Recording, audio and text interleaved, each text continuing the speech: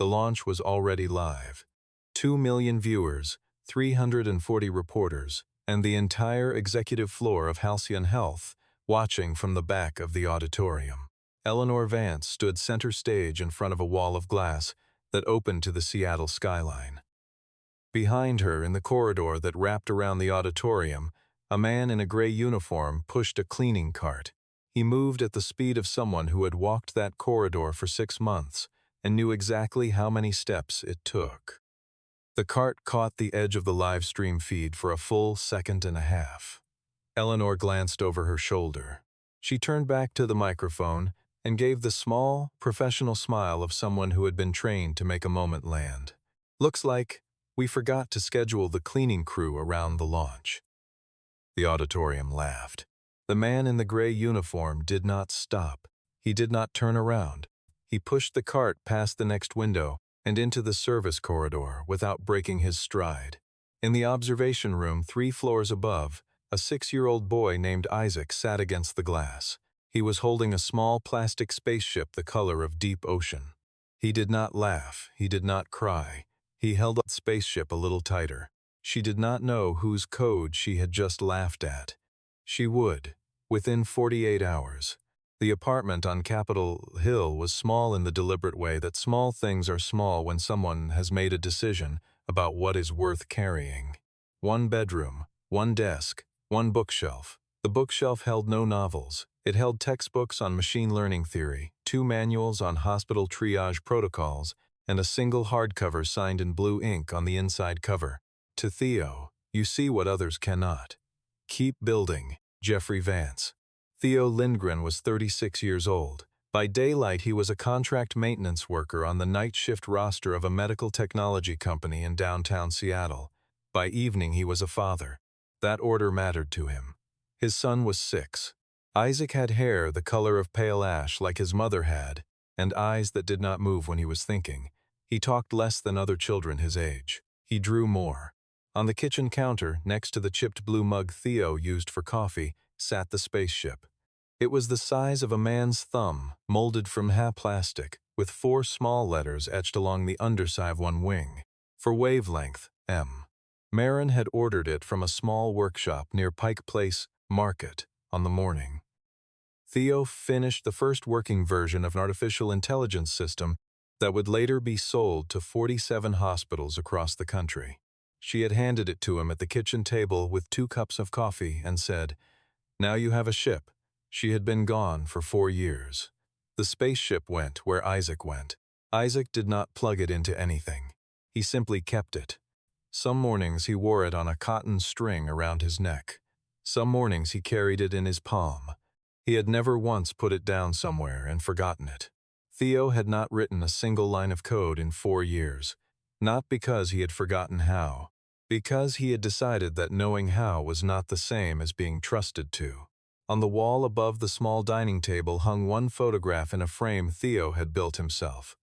Marin on a balcony in summer, holding Isaac at 3 months, laughing at something off camera. The light in the photograph was good. She had been the one who took good light seriously. Before I tell you what happened the morning after the launch, tell me where you are listening from today. And tell me whether anyone in your life has ever judged a person before learning who they really were. A coworker, a neighbor, a father at the back of a room. Drop it in the comments. Stay with me until the end. Halcyon Health had been founded in a converted bicycle shop on the east edge of Seattle in the spring of 2014. The founder was a cardiologist named Jeffrey Vance, who had spent 30 years watching the same emergency room. Mistakes happen in slightly different hospitals. He believed a sufficiently careful machine could see patterns a tired doctor at the end of a 14-hour shift could not. He was not naive about it. He understood that the machine was only as useful as the people willing to listen to it. By 2019, the system Jeffrey called Aura was running in 47 hospitals. By 2023, it was running in 112. In April of this year, Jeffrey died of a stroke in his office on the 27th floor of a glass tower in downtown Seattle. He was 68. His daughter Eleanor was 37 years old, held a doctorate in business from Stanford, and had spent 8 years at a strategy consulting firm in New York before her father called her home. She inherited the company. She had 90 days to convince the board that she was the right person to keep it. That was the math she carried into every meeting. 90 days. She launched Aura version 3 on a Thursday in October, 5 months ahead of the original schedule, because the board wanted a win for the third quarter earnings call. She was certain it was a good launch. She had reason to be. The system had passed every internal benchmark. The press release was written, the journalists were in the room. 2 million people were watching the live stream. She did not know that the man in the gray uniform, who passed behind her on the corridor camera, had been employed by Halcyon for 6 months under a contract she had never seen. The contract had been arranged by her chief technology officer through a facilities staffing agency that did not report through human resources. There was a reason for that. She did not know the reason yet. Eleanor Vance was not a cruel woman. She was a tired one. She had buried her father in April and inherited a company she had not asked to run. She had a board that had voted to give her 90 days and a small group of senior executives who watched her decisions the way auditors watch a column of numbers. She lived alone in a high-rise on First Hill. She ran 4 miles before dawn. She drank her coffee black. She had not taken a vacation in 3 years. When she spoke about Aura at the launch, she used the word inheritance twice. The word she did not use because she did not know to use it was theft. Brandon Cole was 44 years old. He had been Halcyon's chief technology officer for 3 years. Before that, he had been director of engineering. Before that, he had been a mid-level developer in the room when Theo Lindgren wrote the first lines of code that became the triage layer of Aura. In November of 2020, 3 weeks after Theo's wife died, Brandon had received a resignation letter from Theo's personal email. Attached to the letter was a 200-page technical document. The document explained, in clean engineering language, why the user interface for Aura's critical alerts allowed doctors to dismiss a high-confidence finding with a single click. It recommended a hard step. It recommended a logging requirement. It recommended a confidence floor below, which alerts could not be cleared without a senior review. Brandon read the document. He understood it. He did not implement any of it. Within 72 hours of receiving Theo's resignation, he opened the codebase and replaced the contributor handle wavelength with his own initials and the initials of 3 current engineers. 6 months later, he was promoted to Chief Technology Officer. His total compensation that year was $1.8 million.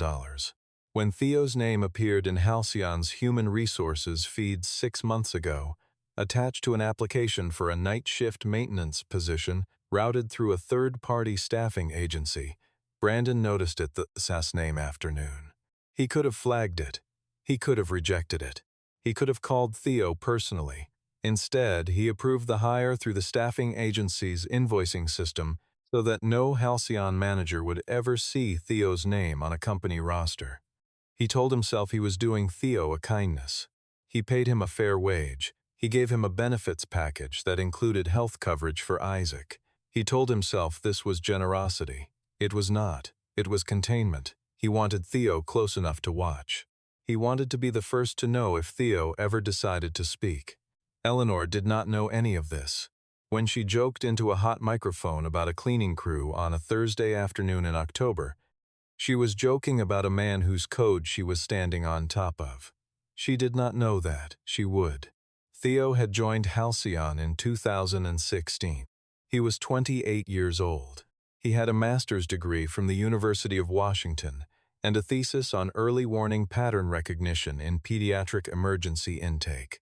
Jeffrey Vance hired him after a 40-minute interview in which Jeffrey asked one question. What is the most expensive mistake you have ever caught? Theo described a misread chest film he had flagged as a hospital volunteer during his second year of graduate school. Jeffrey hired him before the coffee went cold. Theo became lead engineer on what would later be called Aura in 2017. He worked from a small office on the 14th floor, with one window that looked at the side of another building. He committed code under a handle Moran had given him. "You hear patterns no one else hears," she had said on the night he came home from a 16-hour day at the office. Like wavelengths, the handle was wavelength.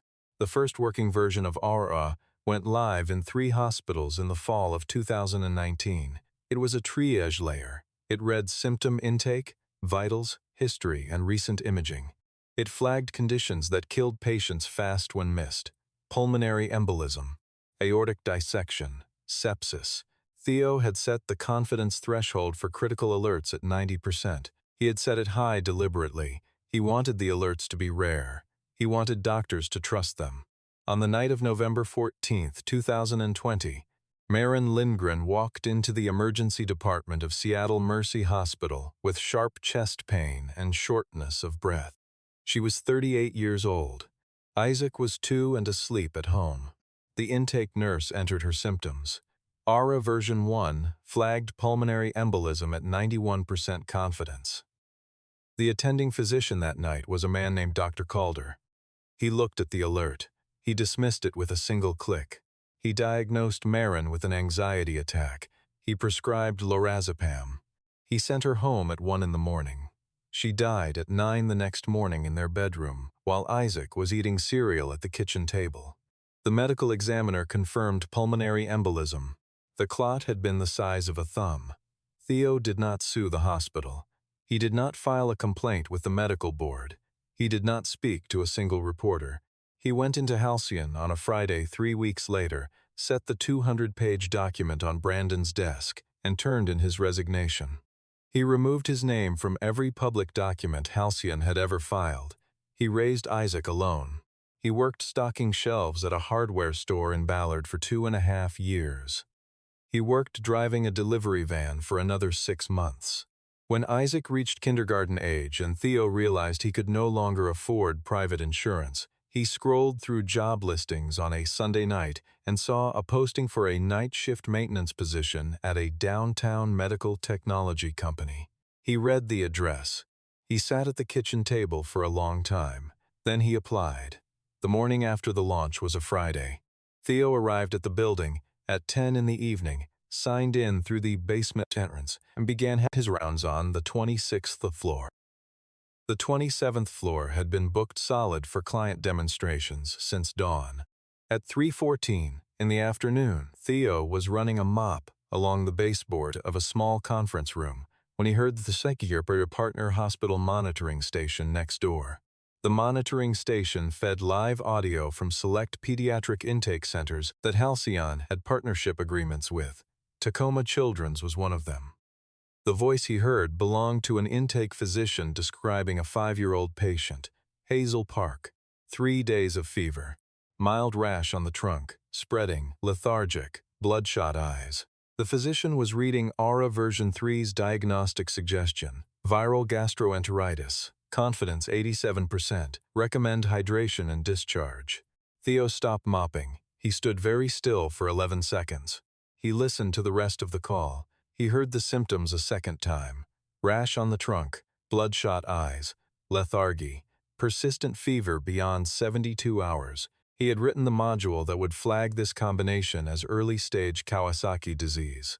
He had written it in 2020, 3 months before Marin died. After a long weekend reading pediatric cardiology journals he had borrowed from her dental school's medical library. The module had shipped in version 1.5. The module had been quietly rolled back at some point in the development of version 3. Hazel Park was 5 years old. If she was sent home, she would be back in 72 hours with coronary artery aneurysms that would shorten her life by 20 years and possibly end it within the week.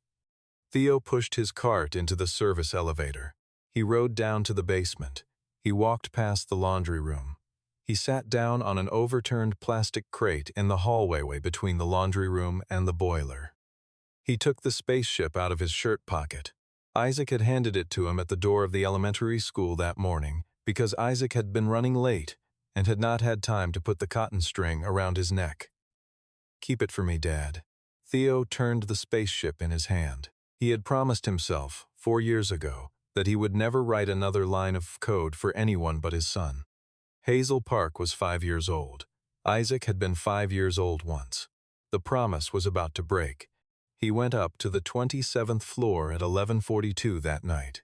The building was empty, except for 2 security guards on the ground floor and a junior compliance analyst on the 18th who was working late on a report that had nothing to do with him.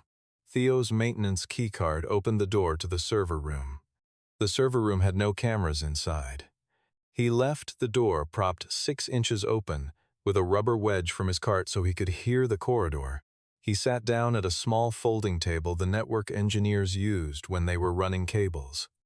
He set his maintenance kit on the floor. From the bottom of the kit, beneath a wrapped roll of microfiber cloths, he removed a Dell Latitude that was old enough to have a fingerprint smudge worn permanently into the trackpad. He had bought it used 3 years ago for $200. He opened it. He pulled the cotton string off his neck and held the spaceship in his palm. He pressed his thumb to the small slider on the underside. The cap came off. Behind the cap was a USB connector. He plugged it into the laptop. The drive mounted on the second try. It still worked. He had not opened the drive in 4 years. The contents were exactly as he had left them. 47 lines of Python in a single file, named for the algorithm he had once written to predict the sleep cycle of his newborn son. A photograph of Marin holding a coffee cup, taken at the kitchen table on a Saturday morning. A blank text file named for later, and at the bottom of the directory, a small encrypted folder labeled with 3 characters, WAV. He typed the passphrase. He had not typed it since the morning he resigned. His fingers remembered it before his head did. Inside the folder were the credentials for a contributor account that had been active on Halcyon's internal repository since 2017. Brandon had removed Theo's name from the public commit history. He had not removed the contributor account itself, because removing the account would have broken the dependency chain on 3 legacy services that nobody on the current team understood well enough to refactor. So the account had sat there, dormant, waiting. Theo opened a terminal. He authenticated. The repository accepted him. He pulled the version 1.5 branch.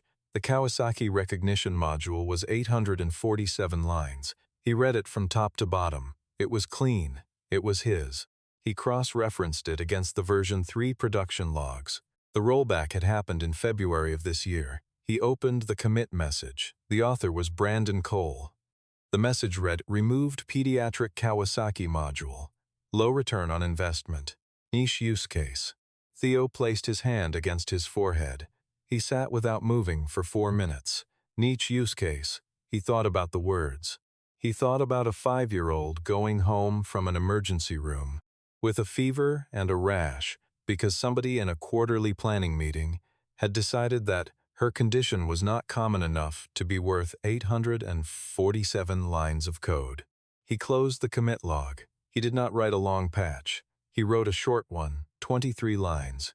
A single function called early Kawasaki flag hooked into the triage layer through a hot deploy interface that he had personally written into version 1 and that nobody had touched since. He tested the function against 4 anonymized case studies pulled from the Tacoma Children's electronic health records that Halcyon had read access to. The function flagged the Hazel Park profile at 84% confidence. It was 3:14 in the morning.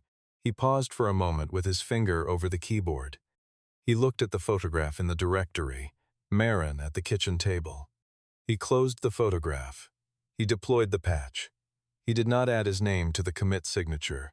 He left it as the system had always recorded it, committed by wavelength. He wrote a 6-line note into the patches directory. Tacoma Children's, patient Hazel Park.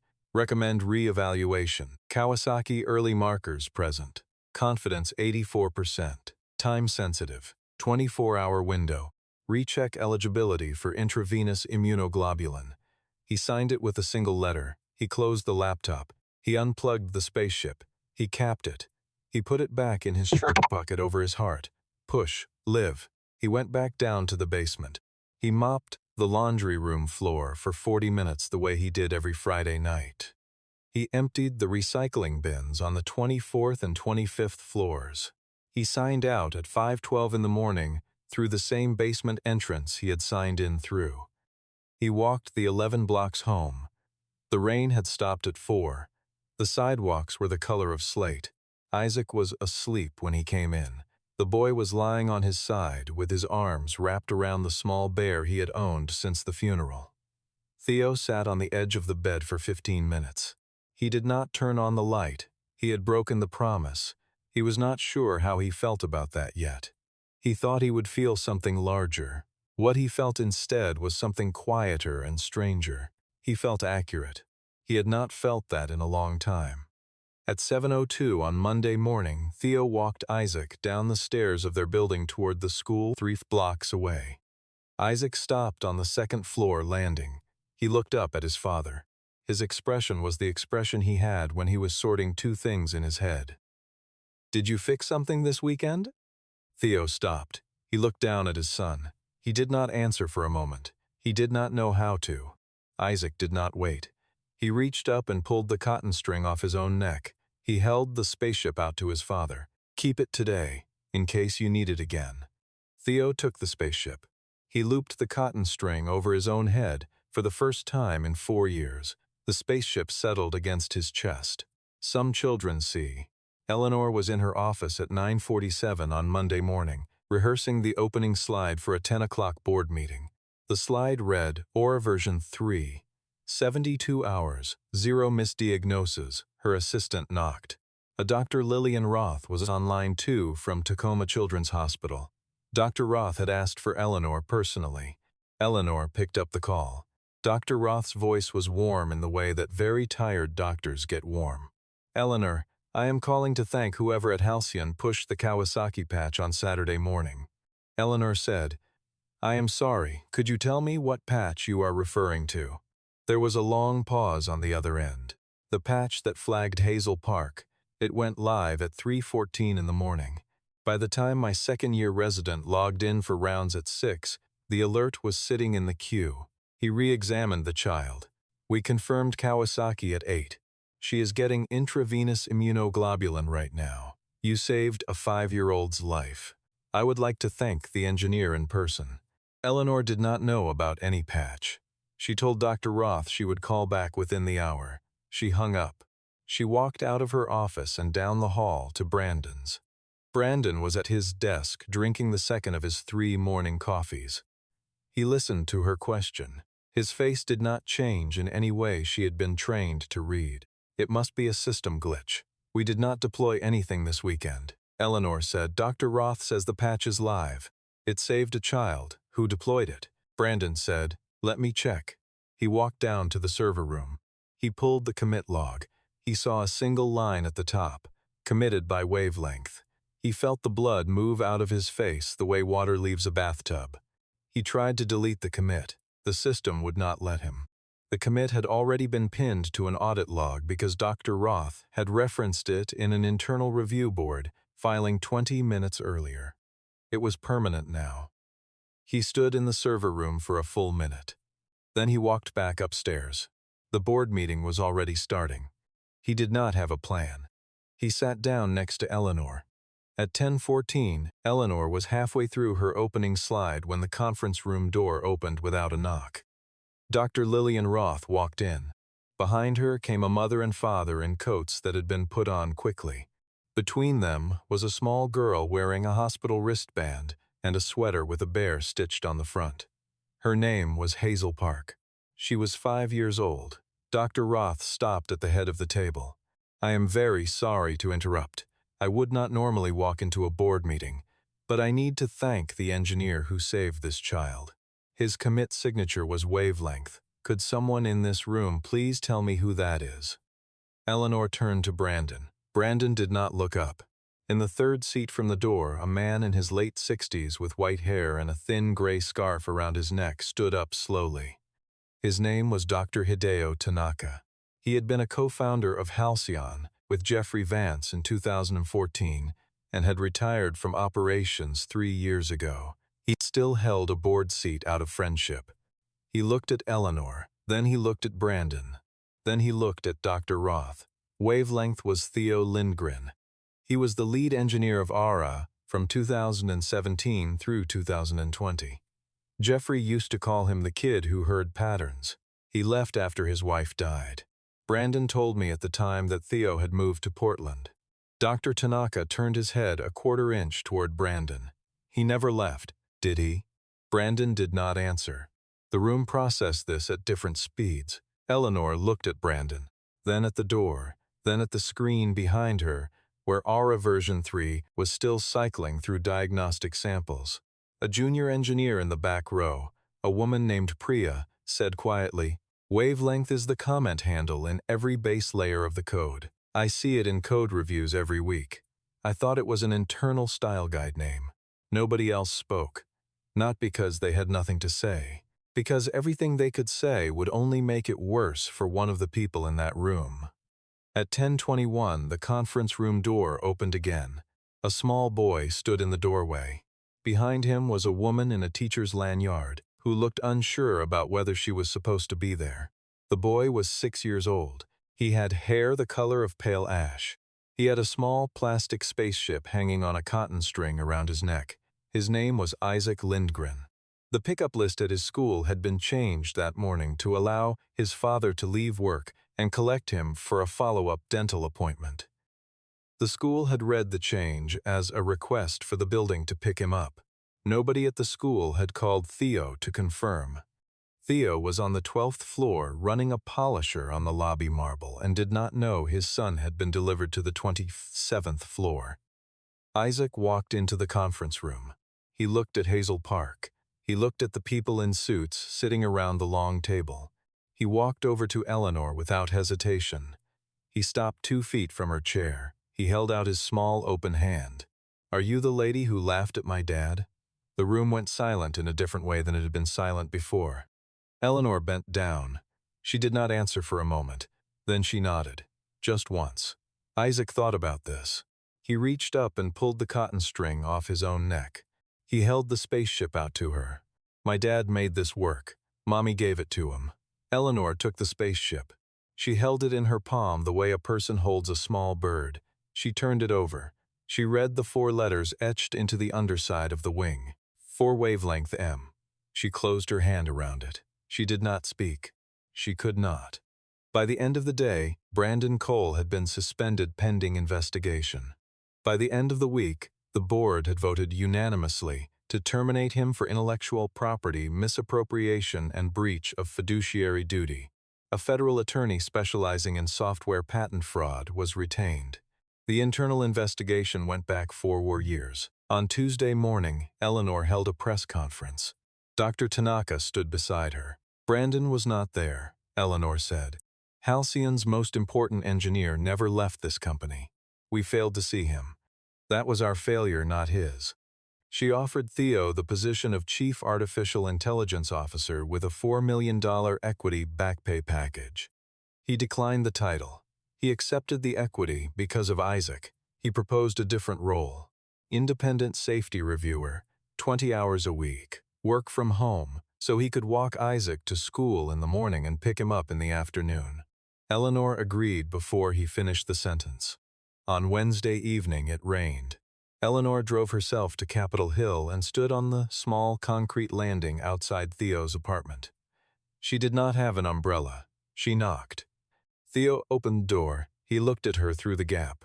She said, "I laughed at you on a live stream that was watched by 2 million people. I want to say I am sorry. Not because Dr. Tanaka told me to. Because Hazel Park is alive." Theo looked at her for 3 full seconds. "I accept that. That's all." He opened the door wider. "Isaac is coloring. Come in." 6 weeks went by. Seattle moved into the part of October when the rain stops apologizing for itself and simply rains. Theo set up his work desk in the corner of the living room next to Isaac's drawing table. The Dell Latitude was retired to a closet. A new laptop, paid for through the company's equipment budget, sat where it could see the window. The spaceship was plugged into its left side at all times. Isaac had insisted on that. He had said it was important for the laptop to know who it was working for. Theo had not argued. A small succulent in a clay pot appeared on the windowsill the second week. Eleanor had brought it on a Sunday afternoon and set it down without comment. A box of Lego pieces shaped like the Saturn rocket appeared the fourth week. Eleanor had brought that too. She did not bring something every time she came. She came on Sundays. Sometimes she stayed for lunch. Sometimes she sat on the floor with Isaac and let him explain the difference between the first and second stages of a rocket she had once read a 50-page memo about in business school. He was wrong about many things and right about enough. She did not correct him. Theo watched them from the kitchen, drying dishes with a towel, not saying anything. On the Sunday before Thanksgiving, Eleanor came at 4 in the afternoon with a pizza box and a small drive in the breast pocket of her coat. She handed the drive to Isaac. "This is something my dad was working on. He never finished it. Your dad might want to look at it sometime." No pressure. Isaac took the drive. He compared it to the one hanging from his neck. "Yours is bigger, but mine is faster." Eleanor laughed. It was the first time Theo had heard her laugh. She and Isaac sat on the floor and built the third stage of the rocket together. Isaac put the spaceship from his neck on top of the finished tower. He set it carefully, the way a person sets a candle. "There, so Mommy can find us." Theo did not correct. Eleanor did not correct him. The succulent on the windowsill was doing well. A second framed photograph had gone up on the wall above the dining table.